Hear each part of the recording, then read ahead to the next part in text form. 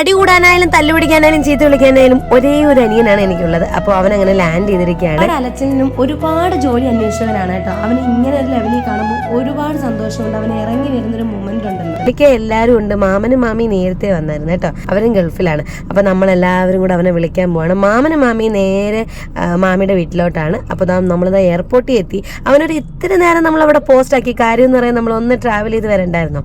അപ്പോൾ അവൻ അവിടെ നിൽപ്പുണ്ട്. ഗൾഫിൽ നിന്ന് വരുന്ന അളിയനെക്കാത്ത ഞങ്ങളിങ്ങനെ വെയിറ്റ് ചെയ്തിരിക്കുകയാണ്. കനത്തിൽ എന്തോ കൊണ്ടുവരുമെന്നൊക്കെ ആശിപ്പിച്ചിട്ടുണ്ട്. എന്താണ് നമുക്ക് നോക്കാം. 2 ബിസ്ക്കറ്റാണ് ചേട്ടൻ പറഞ്ഞിരിക്കുന്നത്. ഞാൻ യഥാർത്ഥ ബിസ്ക്കറ്റ് കൊണ്ടുവരുമെന്ന് എനിക്കറിയാൻ വയ്യ.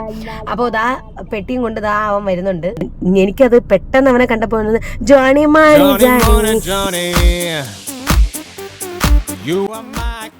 ഇതുമായിട്ട് എന്തോ ഒരു സാമ്യം. അപ്പോൾ അമ്മയും അമ്മൂമ്മയും ഉണ്ട്. എല്ലാവരെയും കണ്ട് ആഹ്ലാദ പ്രകടനങ്ങൾ കാഴ്ചവെച്ചിരിക്കുകയാണ്.